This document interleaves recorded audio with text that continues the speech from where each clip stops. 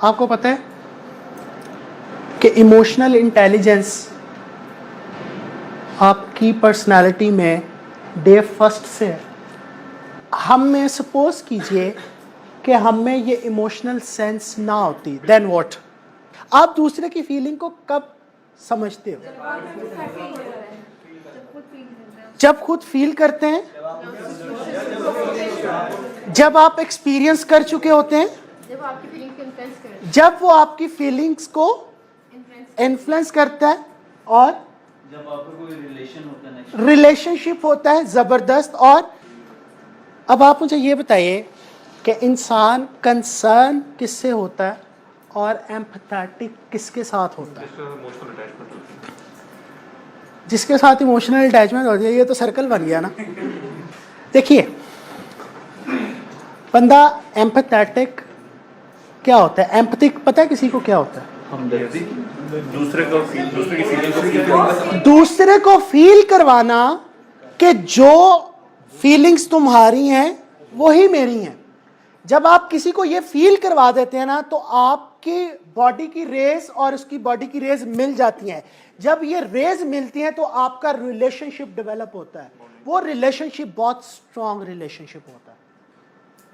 वो रिलेशनशिप ऐसा रिलेशनशिप होता है फिर जिससे आप हर चीज़ शेयर करते हो। पता है आप हर चीज़ क्यों शेयर करते हो? क्योंकि आपको लगता है कि ये मेरी फीलिंग्स को अंडरस्टैंड कर रहा है, क्योंकि आपको लगता है कि ये मेरे दर्द को समझता है, आपको लगता है कि ये मेरी खुशी को ऐड ऑन कर सकता है, आपको लगता है कि ये मेरे गम को कम कर सकता है, क्योंकि आपकी उसके साथ एम्पैथी डेवलप हो चुकी होती है। Empathy is very simple. अपने इर्द गिर्द अपना दिमाग घुमाइए और देखिए कि जो आपके सबसे बेस्ट फ्रेंड हैं उनके साथ आपका रिलेशन क्या इस एम्पैथी की बेस पे बिल्ड है या नहीं है। कितने ऐसे लोग हैं आप सब में जिनके ऐसे फ्रेंड्स हैं, आप काउंट कर लीजिए आपके ऐसे दोस्त जिनसे आप अपनी ज़िंदगी की, अपनी पर्सनल, अपनी फैमिली की हर चीज़ शेयर कर सकते हो। एक और सवाल, उसके बाद इसको मैं कंक्लूड करूँगा। लास्ट टाइम आप खुल के कहे मार के कब हंसे जिस फीलिंग ने आपको टाइम एंड स्पेस से आउट कर दिया, जिसमें आपको टाइम की पता ही नहीं चला और आप चंद सेकंड पहले, बस परसों, ओके, सैटरडे 5 घंटे पहले 70% लोगों को याद नहीं आ रहा या वो हंसे नहीं है। ऐसे ही है ना? 70% लोगों को याद नहीं आ रहा या वो हंसे नहीं है। और सोचिए कि एवरेज आपकी जो लाइफ है इस रूम की वो अराउंड 30 to 35 होगी। एवरेज लाइफ ले लें। चले नीचे आ जाते हैं, मैं भी हूँ 28 25 से 30 एवरेज ले लें, आपको मिला लें, कुछ छोटे बच्चे भी होंगे, मिला के एवरेज कर लें तो 30 एज होगी एवरेज। तो हमारी लाइफ कितनी मिजरेबल है कि हमारे पास 2 से ज़्यादा दोस्त नहीं है और हमें याद ही नहीं है हम हंसे कब है। हंसने से पता क्या होता है? हंसने से आपके चेहरे पे ग्लो आ जाता है। ग्लो होता है शाइन, ऐसा शाइन जिसको देख के लोगों में पॉजिटिव एनर्जी आती है। अगर आप माशरे में खुशी फैलाना जानते हैं ना, तो आपकी पर्सनालिटी में वो एग्जिबिट करती है, आपके चेहरे पे वो रौनक आती है। जब आप हंसते हो आपके मसल्स रिलैक्स होते हैं, जब आपके मसल्स रिलैक्स होते हैं तो आपका स्ट्रेस लेवल जो है वो नीचे चला जाता है, और जब आपका स्ट्रेस लेवल नीचे जाता है तो आपकी प्रोडक्टिविटी और बढ़ जाती है। जब आपकी प्रोडक्टिविटी बढ़ जाती है तो आपको अच्छी जॉब भी मिलती है, आपको अच्छे इंक्रीमेंट्स भी मिलते हैं, आपको अच्छे ऑर्डर्स भी मिलते हैं, आपका बिजनेस भी चमकता है, आपके एम्प्लॉय भी खुश रहते हैं, आपके सबॉर्डिनेट भी खुश रहते हैं, आपकी टीम भी आपके लिए दुआ करती है। अगर आप खुद नहीं हंसेंगे तो घर में कौन हंसेगा? और हंसने का मतलब स्माइल नहीं होता। हंसने का मतलब है कि आप में वो फीलिंग्स ट्रिगर की हैं। हंसने का मतलब है कि आप में आपके रिसेप्टर्स ने रिस्पॉन्स किया है किसी फीलिंग्स को। आपके रिसेप्टर्स ने, आपके माइंड ने उसको रिस्पॉन्स किया है जो आपके एक्सटर्नल एनवायरनमेंट से हिट किया है। वो एक्सटर्नल एनवायरनमेंट को एंजॉय करना सीखिए। और खुशी क्या है? खुशी एक ऐसी फीलिंग है जिसको महसूस करके आपको मज़ा आता है। आपके रोशन ख्यालात होते हैं, आपकी फीलिंग्स ट्रिगर होती हैं टुवर्ड्स पॉजिटिव थिंग्स। जब आप ये फील नहीं करोगे तो आप एक गुमसुम इंसान होते हो। आप एक ऐसे शख्स होते हो जिसका कोई सहारा नहीं होता। वो आइसोलेट होता है, वो इंट्रोवर्ट होता है, उसको कोई चीज़ फैसिनेट नहीं करती। अभी तक मैं क्या कर रहा था? अभी तक मैं आपको रियलाइज़ करवाने की कोशिश कर रहा था कि आप एक दूसरे के इमोशंस को रिकग्नाइज किस तरह कर सकते हो। ये इमोशनल इंटेलिजेंस की पहली स्टेज होती है सेल्फ रियलाइजेशन की, जिसमें आप लोगों के इमोशंस को रिकग्नाइज करना सीखते हो। अगर आपको इमोशंस का पता नहीं होगा तो आप इमोशंस को रिकग्नाइज नहीं कर सकते। इमोशनल इंटेलिजेंस क्यों ज़रूरी है? इमोशनल इंटेलिजेंस इसलिए ज़रूरी है कि विदाउट इमोशनल इंटेलिजेंस आप लाइफ में सक्सेसफुल नहीं हो सकते।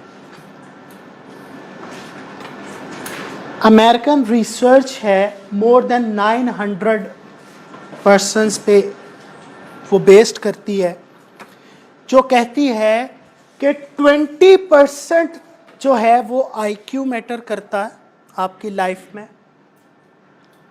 और 80% आपकी EQ, your emotions. Thank you very much for denying. I am not, that is not my opinion. ये रिसर्च है अमेरिकन बेस्ड, 900,000 बंदे की रिसर्च है जो कि जर्नलाइज हो जाती है। रिसर्च अगर आपका थोड़ा सा एक्सपोजर हो कि रिसर्च कैसे कंडक्ट की जाती है, अब मैं आपको बताता हूँ कैसे। IQ क्या होता है? IQ होता है कि आपकी पढ़ाई लिखाई, आपका मेमोराइजेशन, वो सारी चीज़ें। और EQ क्या होता है? आप किस तरह से अपनी उस पढ़ाई को इम्प्लीमेंट करते हो इन प्रैक्टिकल फील्ड। मैंने सेशन में आपसे एक एग्जाम्पल शेयर की थी कि आपके जितने भी मैट्रिक इंटर के टॉपर होते हैं वो कहाँ पे स्टैंड करते हैं फ्यूचर में। वो IQ में 20% होते हैं, 80% उनका ज़ीरो होता है। और जो लोग उस 20% में अगर 10 पे भी खड़े होंगे ना और उनका EQ 70 पे होगा, वो लाइफ में मिरेकल्स क्रिएट करते हैं। वो लाइफ में मिरेकल्स क्रिएट करते हैं, वो नई चीज़ें ईजाद करते हैं, वो साइंटिस्ट बनते हैं, वो अब्दुल कलाम खान बनते हैं, वो डॉक्टर अब्दुल कदीर बनते हैं, वो नेल्सन मंडेला बनते हैं। ये टॉपर नहीं थे लीडर्स, उनका ये काम करता था, ये काम नहीं करता था। आंखें, कान, जुबान, उनका ये भी काम करता था। That is black box. इसको चलाना बड़ा ज़रूरी है। ज़्यादातर हमें हमारा दिमाग चलाता है, और वो इमोशनली इंटेलिजेंट लोग होते हैं जो अपने दिमाग को कंट्रोल करते हैं। अच्छा, ये मेडिटेशन की साइंस का किसी को पता है? एक सांस कैसे आपका दिमाग कंट्रोल कर सकता है? मैं आपको बताता हूँ कैसे होता है, कि सांस किस तरह से आपके माइंड को ट्रिगर करता है। देखिए, आपके माइंड को कुछ मिलेगा तो वो जो आपके न्यूरॉन्स हैं वो एक्टिव होंगे ना। सांस के थ्रू तो नहीं होंगे। डेली हम हर वक्त सांस ले रहे हैं तो हमारे न्यूरॉन फिर बैठ क्यों जाते हैं? जब आप मेडिटेशन करते हो तो आप एक किसी स्पेसिफिक तरीके से सांस लेते हो, ठीक है?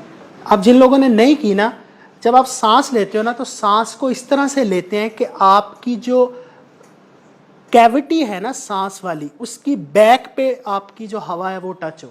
वो नाली को जब आपकी सांस टच करती है तो वो सिग्नल्स आपके दिमाग पे जाते हैं, तब आपका वो जो माइंड है वो न्यूरॉन्स एक्टिव होते हैं। जब वो न्यूरॉन्स एक्टिव होते हैं तो आपका पीसफुल स्टेट आना शुरू हो जाता है।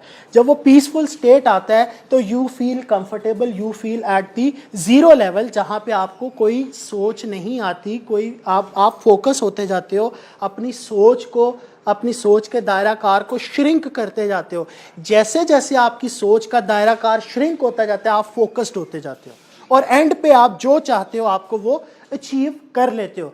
मेडिटेशन की बहुत एडवांस स्टेजेस भी हैं, उनमें से एक स्टेज ये भी है कि आप अपनी बॉडी से निकल के बाहर आ जाते हो। शायद कुछ लोग बिलीव करें या ना करें।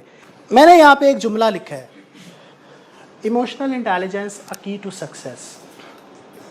इमोशनल इंटेलिजेंस मैंने आपको सेशन के स्टार्ट में बताया कि आपके अंदर डे फर्स्ट से है, सिर्फ उसको रिकग्नाइज करने की ज़रूरत होती है, उसको सिर्फ स्ट्रीमलाइन करने की ज़रूरत होती है। इंसान के ना दो कंसर्न्स होते हैं, एक होता है कंसर्न, एक होता है आपका इंटरेस्ट, एरिया ऑफ इन्फ्लुएंस और एरिया ऑफ कंसर्न। मैं काम करता हूँ, मैं अपनी पर्सनल बात करता हूँ, मैं ऑलवेज अपने एरिया ऑफ इन्फ्लुएंस पे बात करता हूँ, जिसको मैं ठीक कर सकता हूँ, जिसको मैं फोकस कर सकता हूँ, जिसको मैं इजीली हैंडल कर सकता हूँ, मैं उस पर फोकस करूँगा। That is my area of concern. Yes, मेरे बच्चे की एजुकेशन ख़राब होगी, यस मेरे बच्चे की तरबियत ख़राब होगी, लेकिन मैं उसको चेंज कर नहीं सकता। अगर मैं चाहूँ कि मैं 10 बंदे साथ मिला लूँ तो मुझे अपने आप को पहले ठीक करना होगा, तो 10 बंदे मेरे साथ मिलेंगे, अदरवाइज नहीं मिलेंगे। तो मैं बात करता हूँ अपनी सेल्फ की, सेल्फ ग्रूमिंग की, सेल्फ इन्फ्लुएंस की। अगर मैं ये बढ़ाऊँगा तो मेरा एरिया ऑफ कंसर्न श्रिंक होता जाएगा, मैं तरक्की करूँगा, मैं डिसीजन मेकिंग पे जाऊँगा, तो मैं इन चीज़ों को चेंज कर सकता हूँ। यही इमोशनल इंटेलिजेंस है। फोकस आपका किस चीज़ पे है? हम लोगों का फोकस जो है वो दूसरों पे है। पेट्रोल महंगा हो गया, बम धमाके हो गए, तबाही मच गई। आप मुझे बताइए कितने लोगों ने टमाटर महंगे होने की वजह से हांडी पकाना छोड़ दी या घर में खाना खाना छोड़ दिया? तो इसकी वजह से, इसकी महंगाई की वजह से या इसकी वजह से, बताइए कितने लोगों ने? फ्यूल जो है आपका सपोज कीजिए 50 रुपए से 70 रुपए चला गया, कितने लोगों ने अपनी ट्रैवलिंग कम कर दी? पहले वो सपोज कीजिए 20 किलोमीटर गाड़ी चलाते थे, अब वो 10 किलोमीटर चलाते हैं या चलाते ही नहीं है। कितने लोग हैं? कितने लोग हैं? नहीं है ना? तो इसका मतलब है वो आपको इफेक्ट नहीं कर रहे। आपका कंसर्न जरूर है, आपका प्रॉब्लम जरूर है, लेकिन वो आपको इफेक्ट नहीं कर रहे, तो आप अपने आप को तकलीफ क्यों दे रहे हो? यही इमोशंस है भाई। आप अपने आप को तकलीफ क्यों दे रहे हो उस काम की जिस काम से आपका कोई ताल्लुक ही नहीं है? ये सिर्फ बात ऐसी ही है कि आप अपने आप को तकलीफ देना चाहते हो कि आपने 10 किलो का वेट अपने गले में डाला है, टमाटर महंगे हैं, सब्जी महंगी है, पेट्रोल महंगा है, और वो 10 किलो का वजन आपने अपने गले में डाला है और फिर रहे हैं। उसकी तकलीफ आपके अलावा किसी को नहीं है और किसी को पता भी नहीं है। और अगर हम फोकस करना शुरू कर दें अपने आप पे, अपने इंटरेस्ट पे, अगर टमाटर महंगे हो गए हैं तो क्यों ना मैं अपनी अर्निंग को ज़्यादा करूं, कुछ ऐसा काम करूं। इमोशनल इंटेलिजेंस यही है कि आपने अपने इमोशंस के साथ प्ले करना है और अपॉर्चुनिटी को तलाश करके उस इमोशंस को उस पे लगा के आगे निकलना है, फिर आप सक्सेसफुल होगे। इमोशनल इंटेलिजेंस डेफिनेशन में नहीं पड़ी, इमोशनल इंटेलिजेंस इन बातों में है। इमोशनल इंटेलिजेंस आपके इस कमरे में है, आपके इस एनवायरनमेंट में है। फील करके देखो, उस स्टेज पे आ जाओ जब फील करोगे। जब फील ही नहीं करना तो डेफिनेशन आपकी लाइफ नहीं बदल सकती। ये स्लाइड कुछ नहीं है, इट्स अ टेक्नोलॉजी। प्लीज अपने फ्रेम ऑफ माइंड को खोलिए और सोचिए कि इससे बाहर भी कुछ है। स्लाइड्स आपको कंसर्न कर देंगी, आपको रिस्ट्रिक्ट कर देंगी कि ये सिर्फ अंग्रेजी के 4 लफ्ज पढ़ने हैं। इमोशनल इंटेलिजेंस अ की टू सक्सेस, बस इसके अलावा आप कुछ नहीं सोचेंगे। आपके एनवायरनमेंट में वो जज्बा है, अपने एनवायरनमेंट को फील तो कीजिए, वो एनर्जी एब्जॉर्ब तो कीजिए, आपको पता चलेगा कि आपकी लाइफ में बदलाव क्या आएगा। और हमारे पास एक्सक्यूज होता है we don't have time. Time पता है आपके पास किसके लिए नहीं? अपने लिए टाइम नहीं। जो अपने लिए टाइम नहीं निकाल सकता वो अपने इमोशंस क्या बिल्ड करेगा? वो लोगों को सक्सेसफुल क्या करेगा? वो खुद क्या सक्सेसफुल होगा? जिसके पास अपने लिए टाइम ही नहीं है, जिसके पास अपनी अंडरस्टैंडिंग ही नहीं है, जिसके पास अपने आप को समझने का टाइम ही नहीं है। आपने तो अपने आप को नहीं समझा अभी तक, जिंदगी के इतने सालों बाद, और आप चले हैं दुनिया को बदलने। दुनिया को बदलेंगे भाई, अपने आप को तो बदल लो, अपने आप को तो समझ लो। और अभी तक हम सिर्फ फंसे हैं कि डेफिनेशन क्या है इमोशनल इंटेलिजेंस की।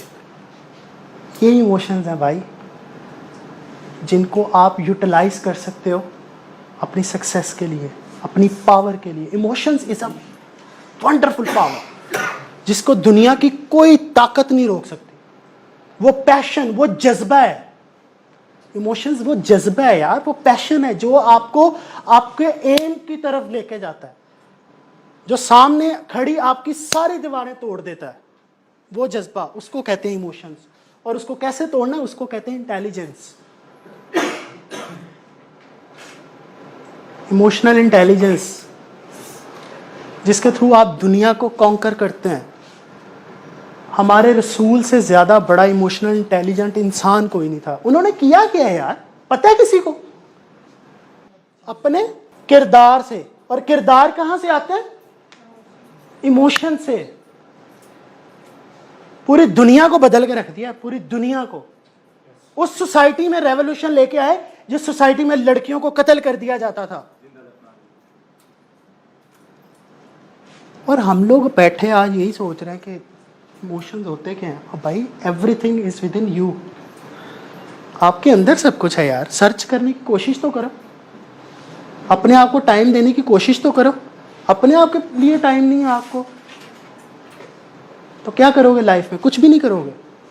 अपने आप को टाइम देना सीखो, फिर आपको पता चलेगा कि लाइफ कितनी मजे की। अपने आप के साथ हमारे जो रिलीजियस स्कॉलर हैं, Syed Bilal Qutub, I am the follower, वो कहते हैं कि आपको अगर अपने आप को जानना है ना तो एटलीस्ट 10 डेज अपने आप के साथ एक रूम में गुजारें जहाँ पे कुछ करने को नहीं है, ना टेक्नोलॉजी है, ना बुक्स है, ना टीवी है। तो फिर देखना क्या होता। और जो इंसान अपने साथ टाइम नहीं गुजार सकता, और सोचिए लोग उसको कैसे बर्दाश्त करते होंगे जब वो उनके साथ टाइम गुजारता होगा। सोचिए, हम तो अपने साथ इस अपनी सेल्फ के साथ टाइम नहीं गुजार सकते। हम पता है अपनी लाइफ को इतना मिजरेबल बना देते हैं। आप सारे लोग ऑलमोस्ट अर्निंग करते हैं, ठीक? हो सकता है कोई स्टूडेंट भी हो। मुझे ये बताइए कि आप अपनी अर्निंग का कितने % हिस्सा अपनी सेल्फ पे लगाते हैं? सेल्फ में कोई फैमिली नहीं आती, सेल्फ में सिर्फ आप हैं। कितने % लगाते हैं? Not more than 10%। ऐसे है ना, अगर एवरेज कर लिया जाए। मैं बहुत ज़्यादा बता रहा हूँ, बहुत ज़्यादा बता रहा हूँ। रिसर्च कहती है 3 से 4%। देखिए, आप खुश नहीं हैं, आप हेल्दी नहीं हैं, पीछे आपकी फैमिली का कौन ख्याल रखेगा? कौन कौन सा ख्याल इंश्योरेंस पॉलिसी रखेगी भाई? कौन कौन सा ख्याल रखेगा?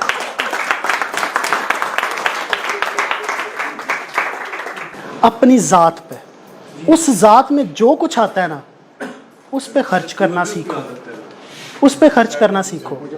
अगर आपको लगता है ना कि मेरी जात के लिए मेरे पास फाइनेंसिस कम है, तो फिर फाइनेंसिस को जनरेट करो, फाइनेंसिस को जनरेट करो। और यही तो सक्सेस है यार, यही तो सक्सेस है। किसी ने रिच डैड पुअर डैड पढ़ा?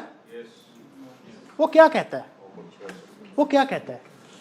वो कहता है कि अमीर इंसान वही बनता है जिसके एक से ज़्यादा सोर्स ऑफ इनकम होता है।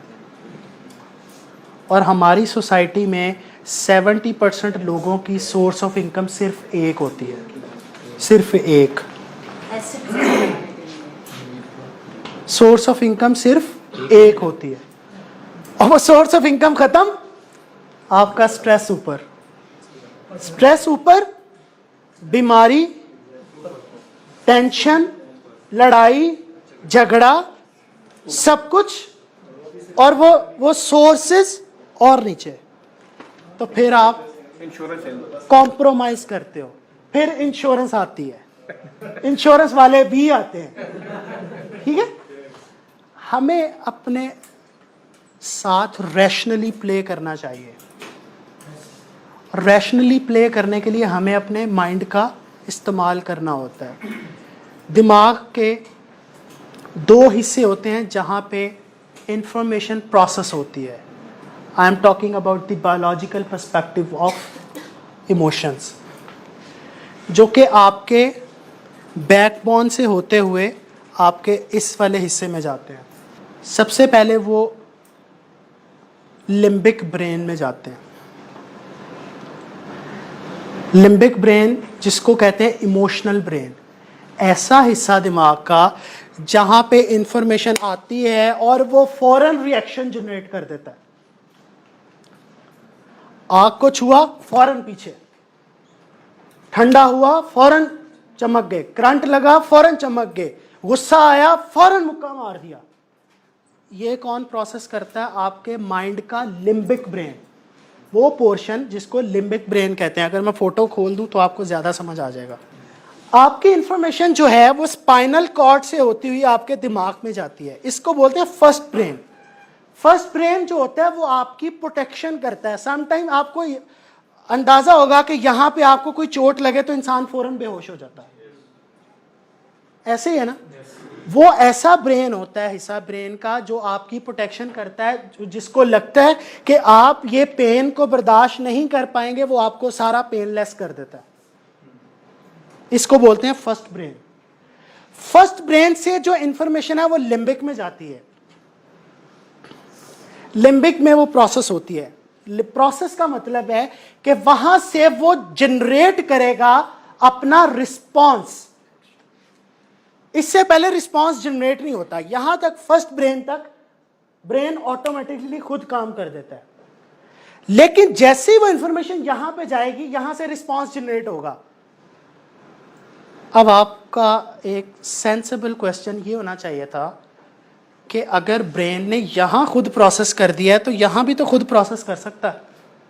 यहां से हमसे क्यों पूछ रहा है कि क्या डिसीजन करना है ना? क्वेश्चन है, माइंड के इस हिस्से में बादाम की तरह का एक हिस्सा होता है जिसको बोलते हैं अमिगडाला। अमिगडाला होता है यहाँ पे एक बादाम की शक्ल का एक हिस्सा होता है। उसमें आपकी मेमोरी डे ऑफ कंसीविंग से टिल 5 इयर्स तक स्टोर होती है। अब जैसे बेबी बर्थ होता है, उससे पहले डे ऑफ कंसीविंग की बात कर रहा हूँ, राइट? वहां से लेके आपकी बेबी बर्थ टिल 5 इयर्स तक ये मेमोरी स्टोर होती रहती है। इसमें स्टोर क्या होता है? इसमें स्टोर होता है एक्शंस, रिएक्शंस, कॉन्टेक्स्ट। आप देखिए, जैसे ही ड्यूरिंग प्रेगनेंसी अगर मदर ने कोई रिएक्शन किया, सपोज उसने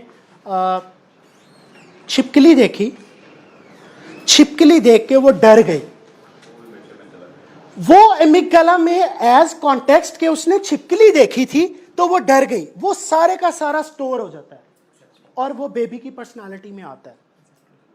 फिर जब आपका बेबी है वो इसको प्रोसेस कर लेता है। जैसे ही वो छिपकली या जो जो मदर ने किया होता है, जो जो उस कॉन्टेक्स्ट में वो उसके रिएक्शंस, जब वो लड़ी होगी, जब वो खुश होगी, जब उसने टीवी देखा होगा, जब उसने तिलावत सुनी होगी, जब उसने नात सुनी होगी, वो सारे का सारा बेबी की मेमोरी में स्टोर होता है। वो एक चिप होती है जो हमारी मेमोरी कहलाती है, जिसको अमिगडाला बोलते हैं। उसमें स्टोर होती है इंफॉर्मेशन।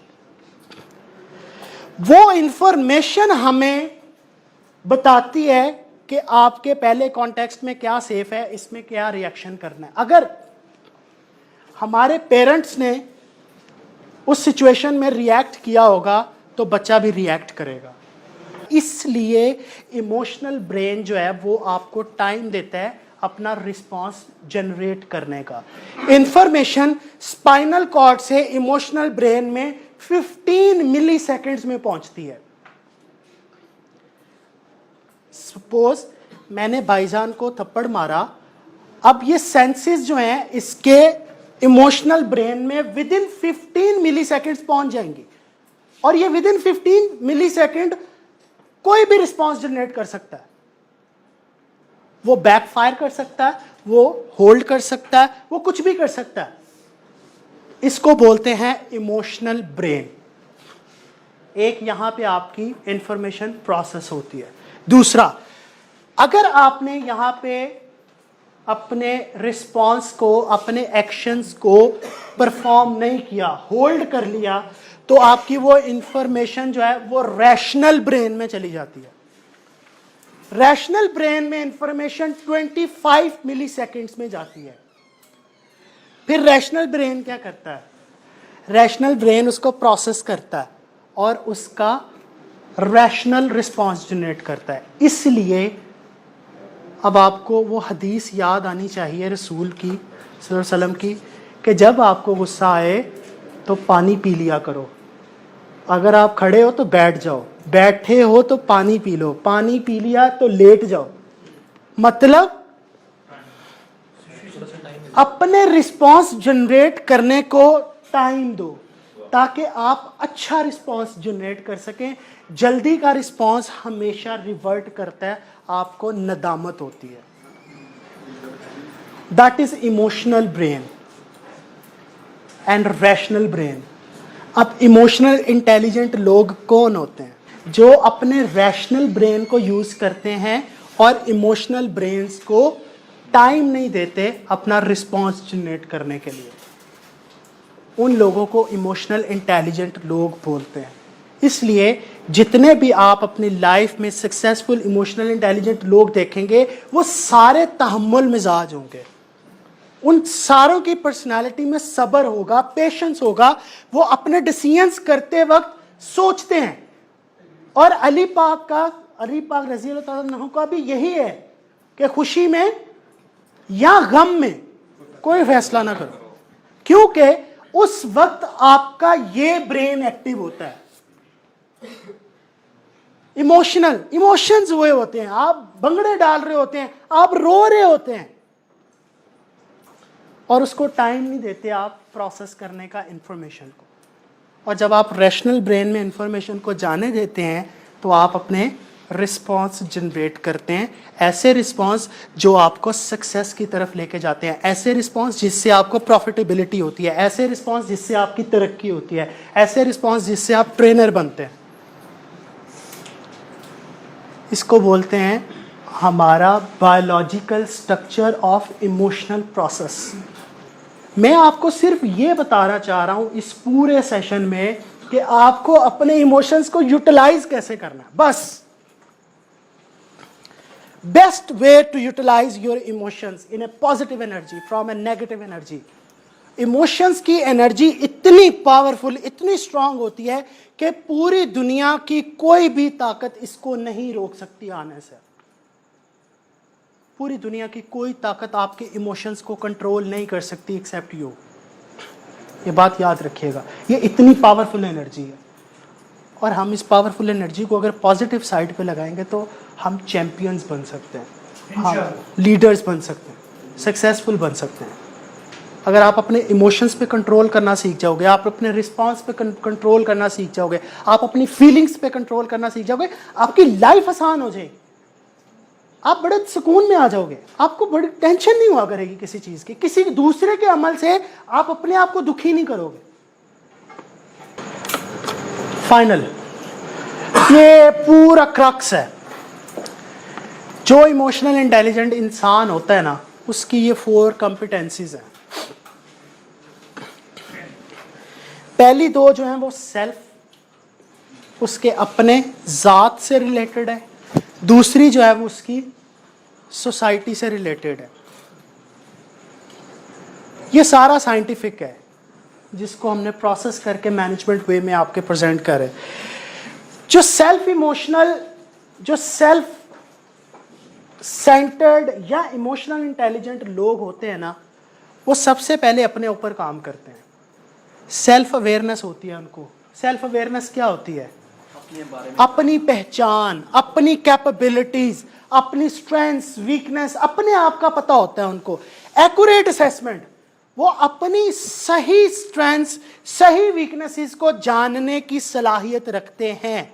वो सेल्फ डिस्कवर कर चुके होते हैं, उनको अपना आप पहचानना आता है। वो होते हैं सेल्फ मैनेज्ड लोग, जिनको अपनी सेल्फ अवेयरनेस होती है। फिर आता है social awareness.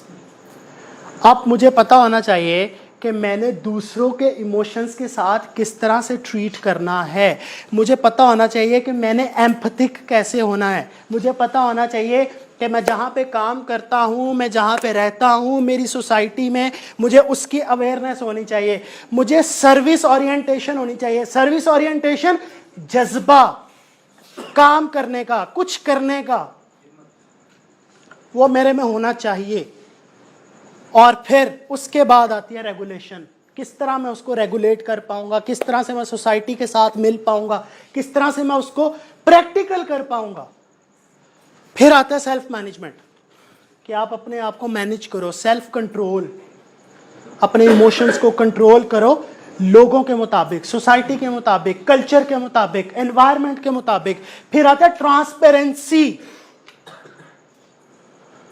Transparent, honest, integrity, वो आपकी मैटर करती है। How honest, how integral you are. What is the difference between honesty and integrity? Anyone? I think honesty is related to others and integrity is with your own self. जबरदस्त, जबरदस्त। A big round of applause with this. Thank you. Honesty क्या है? Honesty, how honest, ईमानदार you are with others. Integrity, आप अपने साथ कितने ईमानदार हैं, कैसा है? अब आप सोचेंगे कि अपने साथ में क्या ईमानदारी करूंगा या करूंगी, है ना? अपने साथ आप ईमानदार हैं, हम अपने साथ झूठ बोलते हैं, पता है आपको? आपको आसान एग्जाम्पल में बताता हूं। रात को 12 बज गए, आप सड़क पे जा रहे और रेड लाइट ऑन है, सामने वार्डन खड़ा है, आप खड़े हो गए, आप ऑनेस्ट हैं? ऑनेस्ट हैं? ठीक है, ऑनेस्ट। अब इंटेग्रिटी क्या है? 12 बज गए, वार्डन नहीं खड़ा, आप फिर भी खड़े हो गए। That is integrity. जब कोई नहीं देख रहा, तब आपको पता चलेगा how honest are you with yourself. That is integrity. You must be transparent, आपको पता हो। देन अडैप्टेबिलिटी, चेंज को एक्सेप्ट करो। जो मुआशरे में चेंज आ रही है, जो लोगों में चेंज आ रही है, जो सोसाइटी में चेंज आ रही है, जो आपकी ऑर्गेनाइजेशंस में चेंज आ रही है, एक्सेप्ट। अडॉप्टेबिलिटी, चेंज को एब्जॉर्ब करने का, चेंज को एक्सेप्ट करने का आप में जज्बा होना चाहिए। Then you are a self managed person. अगर आप इस चेंज का जज्बा नहीं है, चेंज को एक्सेप्ट करने का जज्बा नहीं है, आपकी लाइफ जो है वो आपको अच्छी तरह से रिस्पॉन्ड नहीं करेगी। क्योंकि हर दिन एनवायरनमेंट चेंज हो रहा है, हर दिन टेक्नोलॉजी चेंज हो रही है, हर दिन एजुकेशन, लर्निंग के कर्व, सब कुछ चेंज हो रहा है। आप कुछ नहीं कर सकते विदाउट अडॉप्टेबिलिटी। अचीवमेंट ओरिएंटेशन, उसमें कुछ कर जाने का जज्बा हो, उसमें अचीव करने का, उसमें सक्सेस को हासिल करने का जज्बा होना चाहिए। इनिशिएटिव, जो इमोशनल इंटेलिजेंट लोग होते हैं ना, वो इनिशिएटिव लेना जानते हैं, वो प्रोएक्टिव होते हैं, वो आगे बढ़ना चाहते हैं। वो कहते हैं कि अगर किसी ने नहीं किया, लेट्स डू, मैं करता हूं, मैं सबसे पहले बाहर निकलूंगा। वो इनिशिएटिव, मैं उस कुएं से बाहर जाऊंगा, मुझे उस कुएं से रोशनी नजर आ रही है, मुझे उस कुएं से ठंडी हवा नजर आ रही है, मैं जाऊंगा। उसमें जज्बा होता है बाहर निकलने का, वो इनिशिएटिव।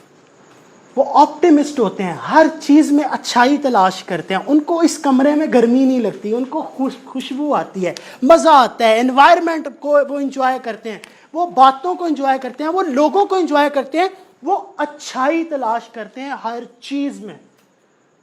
उनका फोकस पॉजिटिविटी होता है, उनका फोकस हर चीज़ में अच्छा, खूबसूरत, अच्छाई अच्छाई अच्छाई अच्छाई। उनकी ज़िंदगी का मकसद सब खूबसूरत, सब अच्छे, सब अच्छाई। वो प्रमोट करते हैं इस चीज़ को, वो ऑप्टिमिस्ट होते हैं। फिर रिलेशनशिप मैनेजमेंट, मैंने आपको पहले ही बता दिया, जो इमोशनल इंटेलिजेंट लोग होते हैं ना, उनके रिलेशनशिप बड़े स्ट्रॉन्ग होते हैं, उनके दोस्त बड़े पक्के होते हैं, उनके एम्प्लॉयज़ उनके साथ बड़े इंटैक्ट होते हैं, उनकी कंपनीज बहुत ज़्यादा आगे जाती हैं, वो बहुत अच्छे बिजनेसमैन होते हैं, वो बहुत अच्छे एम्प्लॉयज़ होते हैं, वो बहुत अच्छे डॉक्टर्स होते हैं, वो बहुत अच्छे इंजीनियर्स होते हैं। रिलेशनशिप, वो इन्फ्लुएंस करना जानते हैं, वो लोगों में जज्बा क्रिएट करते हैं, उनको इन्फ्लुएंस करते हैं, इंस्पायर करते हैं ताकि वो कुछ करें, ताकि वो लाइफ में कुछ बन के दिखाएं। उनको अपना इंटरेस्ट नहीं होता, वो लोगों को डेवलप करना चाहते हैं। हमारे मुआशरे की ओरिएंटेशन ये है, दिन भर लड़ाई, दिन भर नेगेटिविटी, कूड़ा भर दिया हमारे दिमागों में। मीडिया, अखबार, कॉलेजेस, टीचर सब शामिल है उसमें, मैं भी।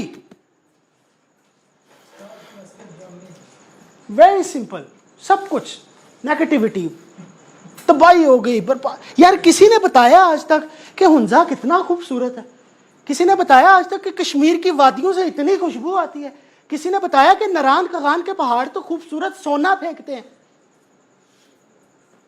भाई अच्छा ही तलाश करो यार मुआशरे में, अपने इर्द गिर्द देखो तो सही, कितनी खूबसूरती है, कितनी हरियाली है, कितनी रंगीनी है। आपको तो अपने बच्चे भी बुरे लगना शुरू हो जाते हैं, इतने नेगेटिव हो चुके होते हैं। डेवलपिंग अदर्स, वो इंस्पायरेशनल लीडरशिप होती है हमें, वो लोगों को इंस्पायर करते हैं, वो लोगों को मोटिवेट करते हैं, वो लोगों को ट्रिगर करते हैं ताकि लोग अपनी लाइफ में सक्सेस अचीव कर सके, ताकि लोग अपनी लाइफ में कुछ कर सके, कुछ हासिल कर सके। वो इंस्पायरिंग होते हैं, वो लीडरशिप पोजीशन पे होते हैं जो लोग इमोशनल इंटेलिजेंट होते हैं।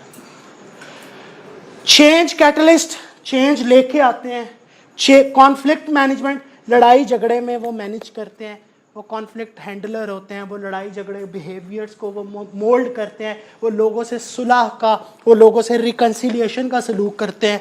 उसके बाद टीम वर्क एंड कोलैबोरेशन, वो मिल के चाहते हैं, वो मिल के खेलना चाहते हैं, वो मिल के अपनी अचीवमेंट करते हैं, वो मिल के लोगों को साथ मिला के अपनी सक्सेस की तरफ जाते हैं। ऐसे लोगों को इमोशनल इंटेलिजेंट लोग बोलते हैं, जिनमें ये कैपेबिलिटीज होती है। और आज अगर आपको ये समझ आ गया तो यकीन करें आपकी लाइफ बदल जाएगी। ऐसे लोग बनिए, ऐसे मुहज्जब शहरी बनिए कि आपसे लोगों को खुशबू मिले, आपसे लोगों को रिस्पेक्ट मिले, आपसे लोगों को तस्कीन मिले। लोग आपके पास अपनी प्रॉब्लम्स का सलूशंस ढूंढने आए, ना कि आप प्रॉब्लम क्रिएटर बने। आप हर लोग अपनी अपनी जगह पे अगर प्रॉब्लम का सलूशन प्रोवाइडर बनते हैं तो आप इमोशनली इंटेलिजेंट हैं, आप लीडर हैं, आप हीरो हैं, चैंपियंस हैं। और अगर आप अपनी अपनी जगह पे प्रॉब्लम क्रिएटर हैं, ये सेशन क्या, इस तरह के हजारों सेशन आपकी लाइफ नहीं बदल सकते। और आप यहाँ पे बदलने आए हैं अपनी लाइफ को, आप अपनी लाइफ को बदलने आए हैं। कल को जब आप सक्सेसफुल एक इंसान बन जाएंगे ना, तो एक बात याद रखिएगा, बहुत से ऐसे लोग होंगे जो मेरी तरह के ग्रास रूट लेवल के होंगे, जिनको आप लोगों की अवेयरनेस चाहिए, जिनको आप लोगों की सपोर्ट चाहिए होगी। उनको सपोर्ट ज़रूर कीजिएगा, हमेशा उनको अपने पास बैठाइएगा, खाना खिलाइएगा और उनको अच्छी बात बताइएगा ताकि वो अपनी ज़िंदगी में ना सक्सेसफुल होकर यहाँ पे खड़े हो जाए। इंशाल्लाह ज़रूर कीजिए।